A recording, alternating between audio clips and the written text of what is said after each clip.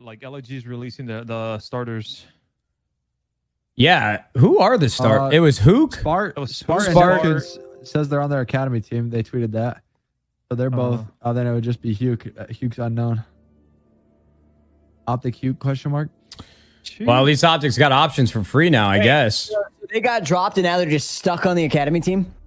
Correct. I mean, you can get dropped in the CDL if you sign a contract. You can just get benched, and there's nothing you can do about it. But like fuck. There is nothing you can do. Yeah, I will say from the other side of the fence, or from my perspective, yeah, would it suck to get benched? But at the same time, you're still getting paid. You know what I mean? Like that's the tough part now about esports is that some players want their cake and eat it too. Like I don't ever want to send a player to the bench that thinks they should be starting. But at the end of the day, if you're committing to a salary that's a couple $100,000 a year, the organization needs to be able to do what's best for the team. As much as it sucks for the individual. There is a bench salary though, like Matt. I got benched on Florida, and I went down to league minimum. Really? And, and then I literally. Yeah, actually, that's a good point. I forgot about that. Yeah, there's I found a way around. It's tough, bro. Like it's been weird to be on the organizational side for the last 5 years because although you always want to protect players and give them the best opportunities, like sometimes there's just moments where you have to make a decision for the organization as a whole.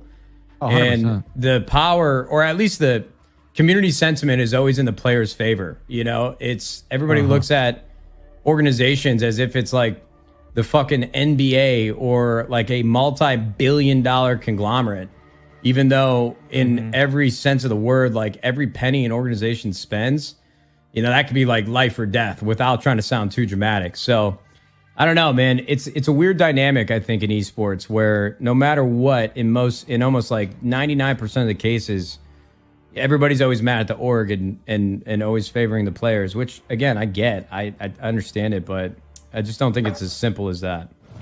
I'm curious to see what they do. The longest stretch of period of time in a regular season where a team doesn't have a concrete fourth.